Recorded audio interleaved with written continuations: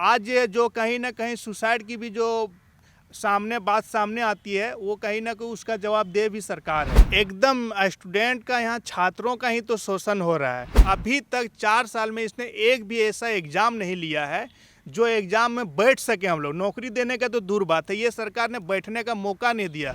यहाँ पे जो पद है वो कहीं ना कहीं 60 से 65 का है, और अभी यहाँ कार्यरत जो है सो मात्र 20 से 25 लोग हैं। सबसे पहले आप जब छात्रों का आवाज़ बनने का कोशिश कीजिएगा तो सबसे पहले आवाज़ आपके अगल बगल से उठना शुरू हो जाता है कि अब ये पढ़ने लिखने वाला नहीं है, ये राजनीति करेगा, ये इसको एक गलत नज़रिए से देखा जाता है। नमस्कार, मैं अभयराज और आप देख रहे हैं आपकी सभा। आज हम एक ऐसे जगह में बैठे हैं जहां से किसी भी छात्र की भविष्य की जो रूपरेखा है वो तय होती है। आज हम गिरिडीह कॉलेज के इस प्रांगण में हैं और हमारे साथ हैं आजसू छात्र संघ के जिला अध्यक्ष श्री अमित यादव जी। अमित यादव जी गिरिडीह के छात्राओं के लिए कोई नए चेहरे नहीं हैं, इन्होंने छात्राओं के लिए लगातार काम किया है। तो मैं स्वागत करता हूं अमित जी आपको इस चैनल में।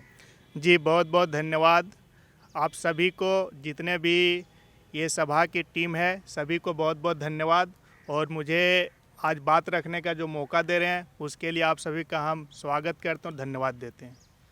अमित जी, जैसा कि हमें पता है आप अपनी पढ़ाई के साथ साथ भी छात्र राजनीति से जुड़े हुए हैं, तो अगर कोई छात्र ये देखते हैं तो उनके मन में ये सवाल ज़रूर रहता होगा कि आप जो अपने पढ़ाई के साथ इस जो छात्र संघ का भी जो काम है उसे आप कैसे मैनेज करते हैं?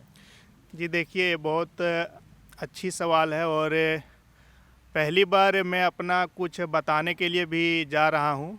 आज तक जो मेरा यहाँ तक छात्र संघ का, आजसू छात्र संघ का जो जिला अध्यक्ष का जर्नी है वो एक प्रकार से बहुत ही अलग तरीक़ा से, आप समझ लीजिए कि हम एक छोटे से गांव जो जहाँ पे पढ़ाई लिखाई के उस तरह का सुविधा भी नहीं थी, वैसे जगह से मैंने अपना पढ़ाई का शुरुआत किया है। और वहाँ से उठ के जब मैं कॉलेज में अपना एडमिशन लिया हूँ, तब से यहाँ पे भी बहुत सारी मूलभूत सुविधाएं नहीं थी कॉलेज में। तो मैंने सोचा कि क्यों नहीं यहाँ पे कुछ सुधार किया जाए, पढ़ाई के साथ साथ उसके लिए लड़ा जाए। तो पहली बार जब हम यहाँ ग्रेजुएशन में पढ़ाई कर रहे थे, उसी समय छात्र संघ का चुनाव भी होने जा रही थी। उस समय हम लोग बढ़ चढ़ के छात्रों के लिए लड़ते थे और हिस्सा लिए थे। उसी समय पहली बार 2017 में मैंने इस कॉलेज से छात्र संघ का सचिव के पद पे प्रत्याशी थे, और मुझे आजसू के द्वारा समर्पित किया गया था, समर्थन किया गया था, और उससे आज हम चुनाव भी जीते थे। और उसी समय से आज तक छात्रों के हित में जहाँ तक होता है हम मदद करते आ रहे हैं, उसके लिए लड़ाई लड़ने का काम कर रहे हैं, उसका आवाज़ बनने का काम करते हैं। तो जी अमित जी, आपने जैसे बताया आप एक सामान्य पृष्ठभूमि से है, तो जैसा कि हमें पता है जितने भी आम परिवार हैं वो अपने बच्चों को राजनीति में जाने से रोकते हैं। ये सच है, ये बात आपने भी सुनी होगी या नोटिस की होगी। तो जब आप पढ़ाई के साथ जब छात्र संघ में आए तो क्या आपके घर वालों ने आपका समर्थन किया, या हो सकता है किन्हीं का विरोध भी हुआ होगा? नहीं, देखिए सबसे बड़ी बात होती है, घर वालों को तो आप मना सकते हैं, लेकिन अगल बगल वालों को, रिश्तेदारों को मनाना बहुत बड़ी चीज़ होती है। सबसे पहले आप जब छात्रों का आवाज़ बनने का कोशिश कीजिएगा तो सबसे पहले आवाज़ आपके अगल बगल से उठना शुरू हो जाता है कि अब ये पढ़ने लिखने वाला नहीं है, ये राजनीति करेगा, ये इसको एक गलत नज़रिए से देखा जाता है। लेकिन हम इसको पूरी तरह से क्वालिफाई कर रहे हैं कि ये बिल्कुल आपका सोच गलत है। अगर आप नहीं अपने हक के लिए लड़िएगा, आप अपना हक नहीं लीजिएगा, तो आपको हक नहीं मिलने वाला। आज के समय में आपको अपना हक लेना पड़ेगा, लड़ के लेना पड़ेगा। तो ये जो युवाओं को जो है हम अभी भी सबको ये प्रोत्साहित करते हैं, और कभी भी मौका मिलता है तो हम ज़रूर उसको राजनीतिक रूप से भी आगे लाने का काम करते हैं। और पढ़ाई को एक देखिए, दोनों एक सिक्के के दो पहलू है, ठीक है। पढ़ाई भी आपका ज़रूरी है, पढ़ाई भी करना ज़रूरी है। मेरा भी आप देखिए, मैंने यहीं से ग्रेजुएशन किया, इंटर किया, एमए किया और अभी बीएड भी मेरा फाइनल ईयर है, बीएड भी कर रहा हूँ। तो ऐसा नहीं है कि मेरा पढ़ाई छूट गया है, लेकिन यही लोगों के द्वारा इसको गलत तरीके से देखा जाता है और अपने युवा जो साथी हैं वो लोग को पॉलिटिक्स में या राजनीतिक रूप से आगे नहीं आने देते हैं। तो इसका तोड़ होना चाहिए और छात्रों को ज़्यादा से ज़्यादा इसमें भागीदारी होनी चाहिए। अगर नहीं होती है तो जो गलत लोग हैं, जो राजनीति में भी गलत लोग हैं, वो लोग वहाँ पे आके, अगर आप सही लोग वहाँ नहीं जाते हैं तो गलत लोग उसका फ़ायदा उठाते हैं और इसी के कारण राजनीति को हम एक गंदगी के रूप में देखते हैं। जी, तो अमित जी, जैसा कि जब एक छात्र कॉलेज में प्रवेश करता है, यहाँ पर आता है, तो सबसे प्रथम दृश्य में सबसे पहले उसकी क्या समस्याएं होती है? देखिए, सबसे पहली समस्या होती है कॉलेज की मूलभूत सुविधाएं जो उसे मिलनी चाहिए वो नहीं मिल पाती थी। तो यही सब चीज़ को देख के हम लोगों ने सबसे पहला आंदोलन उसी को लेके किया था। अभी देखिए, आप बहुत हद तक गिरिडीह कॉलेज में अभी मूलभूत सुविधाएं जो सो उपलब्ध हो पा रही है। इसमें कहीं ना कहीं हम लोग का भी बहुत बड़ा हाथ है और हम लोगों ने लगातार संघर्ष किया, लगातार आंदोलन किया है। अभी देखिए, बैठने के लिए जगह नहीं थी पहले सही से, बेंच सारा ये था। अभी आप कॉलेज में देखिएगा तो बेंच सारा नया हो चुका है, बिल्डिंग का रिपेयरिंग हो चुका है। अब कॉलेज देखने में भी थोड़ा बढ़िया लग रहा है, माहौल पढ़ने का बन रहा है। छात्रों से हम ये निवेदन करेंगे कि छात्र लोग कॉलेज आवें, कॉलेज में उपस्थिति दर्ज कराएं और यहाँ के जो प्रोफेसर लोग हैं वो लोग से भी हम बार बार ये विनती करते हैं और हम लोग आंदोलन भी करके बताने की कोशिश करते हैं कि आप क्लास लीजिए, वो क्लास करवाइए।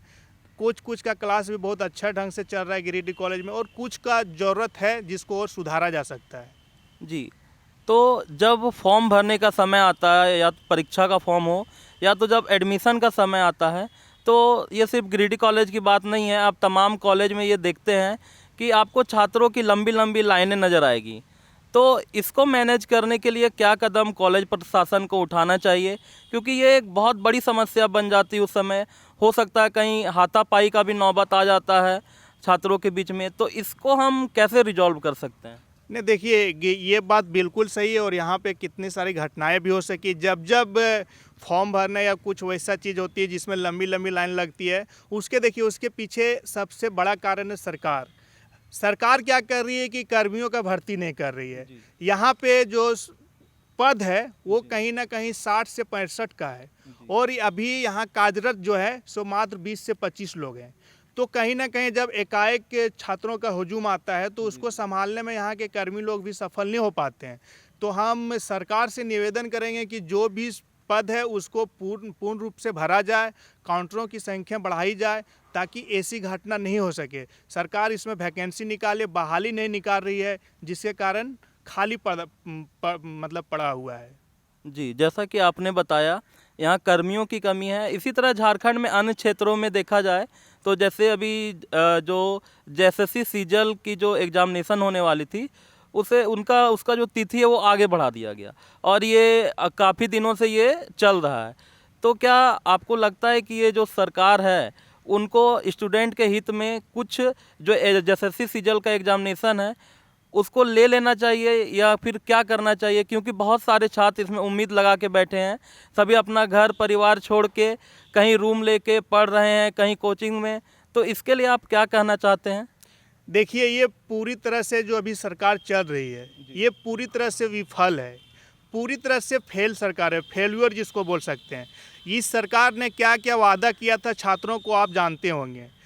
यहाँ तक बोला दे प्रत्येक साल 5 लाख नौकरी देंगे, बेरोजगारी भत्ता देंगे अगर नौकरी नहीं दे सकते। आप 5 लाख का छोड़िए, हम लोग भी स्टूडेंट हैं, हम लोग भी तैयारी करते हैं, हम लोग भी पढ़ने वाले हैं। अभी तक 4 साल में इसने एक भी ऐसा एग्ज़ाम नहीं लिया है जो एग्ज़ाम में बैठ सके हम लोग। नौकरी देने का तो दूर बात है, ये सरकार ने बैठने का मौका नहीं दिया। ये सरकार छात्रों को बैठने के लिए, उस लायक बनने के लिए मौका ही नहीं देना चाहती है। अगर ठीक है, आप सारे लोगों को नहीं दे सकते हैं, लेकिन आप मौका तो दे सकते हैं। जो काबिल होंगे वो लोग बनेंगे।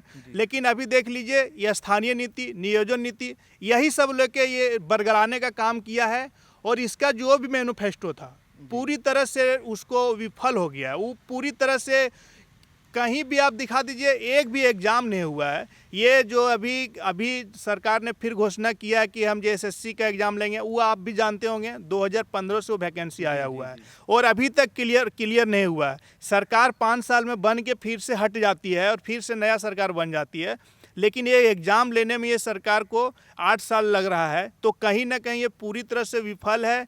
बहुत सुधार करने की ज़रूरत है। और अगर ये सरकार आने वाले 1 साल जो भी इसका कार्यकाल बचा हुआ है, अगर छात्रों के हित में कुछ नहीं करती तो इसको ऐसे उखाड़ के फेंकने का काम करेगी यहाँ के नौजवान छात्राओं के द्वारा, जो ये फिर 10 साल कहीं टिकने वाला तक नहीं है। जी अमित जी, जैसा कि आपने बताया कि छात्रों का सही में देखा जाए तो बहुत तरह के समस्याओं से वो जूझते हैं। वो घर की आर्थिक समस्याओं से जूझते हैं। किसी तरह वो आते शहर, रूम लेते हैं, पढ़ते हैं। किनके कारण, किस उम्मीद से कि एक ना एक दिन एग्ज़ाम होंगे, हो सकता है उस एग्ज़ाम में वो सफल होंगे और अपने परिवार की स्थिति को सुधारेंगे। लेकिन हम ये देख रहे हैं लगातार झारखंड में कि ऐसा नहीं हो पा रहा है। अब जेपीएससी का भी एग्ज़ाम देखें तो उसका भी वही हाल है। अब अभी तक तो नोटिफिकेशन भी नहीं आया है, जो कि बात आ रहा था कि कब का नोटिफिकेशन इसका आ जाना चाहिए। तो क्या आपको लगता है कि जो झारखंड है उसमें स्टूडेंट का शोषण भी बहुत ज़्यादा स्तर पर हो रहा है? जी, एकदम स्टूडेंट का, यहाँ छात्रों का ही तो शोषण हो रहा है। आप जेपीएससी की बात कीजिए, जब सरकार बनी थी उसने कहा था कि साल में हम 2 जेपीएससी कराएंगे, लेकिन उसने एक जेपीएससी अभी तक क्लियर करवाया, वो भी जो इस सरकार बनने से पहले वैकेंसी आया था। उसके बाद अभी तक इसने एक भी वैकेंसी क्लियर नहीं करवाया जेपीएससी का।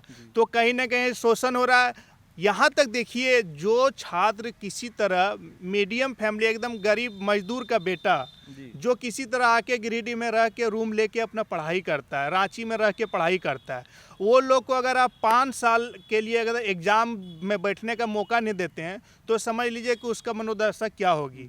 आज ये जो कहीं ना कहीं सुसाइड की भी जो बात सामने आती है, वो कहीं ना कहीं उसका जवाब दे भी सरकार है। आपने उसे मजबूर कर रहा है। उतना दिन से वो किसी तरह पढ़ रहा है, आप उसको मौका नहीं दे रहे हैं, वो नौकरी नहीं ले पा रहा है, रोज़गार नहीं मिल रहा है, तो वो मजबूरी में वो करता है। लेकिन हम छात्रों से ये बात कहना चाहेंगे कि आप वैसा कोई भी काम नहीं करें जिससे आपके घर परिवार को नुकसान हो, आपको नुकसान हो। मनोबल को बनाए रखें। ये सरकार नहीं तो इस सरकार को उखाड़ फेंकने के बाद जो दूसरा सरकार आएगी उसके साथ लड़के हम लोग अपना रोज़गार लेने का काम करेंगे, नौकरी लेने का काम करेंगे। जी, जैसा कि अमित जी ने बताया कि अगर आप पढ़ रहे हैं तो साथ में लड़ने की भी क्षमता रखिए, तो आगे सब अच्छा होगा। हो सकता है सरकार हमारी बातें सुनेंगी। इसी के साथ हम अमित जी से आज का बातचीत समाप्त करते हैं। जब भी छात्र को कुछ दिक्कतें होंगी तो हम अमित जी को फिर से ज़रूर याद करेंगे। अमित जी, आपका बहुत बहुत धन्यवाद। जी, आपका बहुत बहुत धन्यवाद। आप लोग का भी, आप लोगों ने मुझे अपना बात रखने का मौका दिया, इसके लिए बहुत बहुत धन्यवाद। जी ज़रूर, हम सभी युवाओं को मौका देने के लिए प्रतिबद्ध हैं। तो दोस्तों, आप जो भी इस वीडियो को देख रहे हैं, हमारे चैनल को शेयर करें, सब्सक्राइब करें और लाइक करें, क्योंकि आप शेयर और सब्सक्राइब करेंगे, यही हमारे लिए हिम्मत बनेगी। तो मिलते हैं नेक्स्ट वीडियो में। जय हिंद, जय भारत।